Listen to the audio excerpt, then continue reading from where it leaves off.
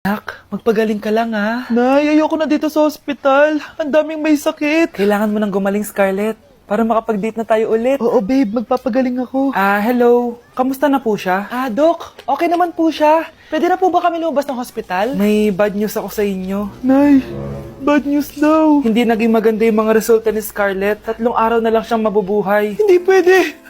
Ayoko! Ha? Mamamatay na ako! Huwag mo sabihin yan, Scarlett. Magpapakasal pa tayo, di ba? Magkakaanak pa tayo, di ba? Hindi ka mamamatay, anak. Gagawan ko ng paraan. Hindi pwede mamatay anak ko. Hindi pwede mamatay anak ko. Tita, una na po muna ako. Gabi na rin po eh. Sige po. Wala na akong choice. Kailangan kong gawin to. Para sa'yo, anak. O anak, kainin mo muna to para gumaling ka na. Sige po, Nay. Sarap.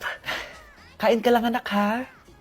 Hello. Kamusta siya? Doc, parang lumakas ako ngayon. Talaga, anak? Malakas ka na? May good news ako sa inyo. Naging okay lahat ng results ni Scarlett. Grabe, parang himala. Pwede na kayong lumabas dito sa ospital. Makakalabas na tayo ng ospital, Nay! Oo, anak! Gagawin ko lahat para sa'yo, anak. Sa wakas, nakauwi na din tayo, Nay. Namiss ko tong bahay natin. At dahil dyan, pagluluto kita na paborito mong ulam, anak, para di ka na magkasakit. Grabe, ang sarap naman neto, Nay. Parang kakaiba yung karne neto, pero ang sarap. Kain ka lang, ha? Teka, Nay. Dumating po ba yung boyfriend ko?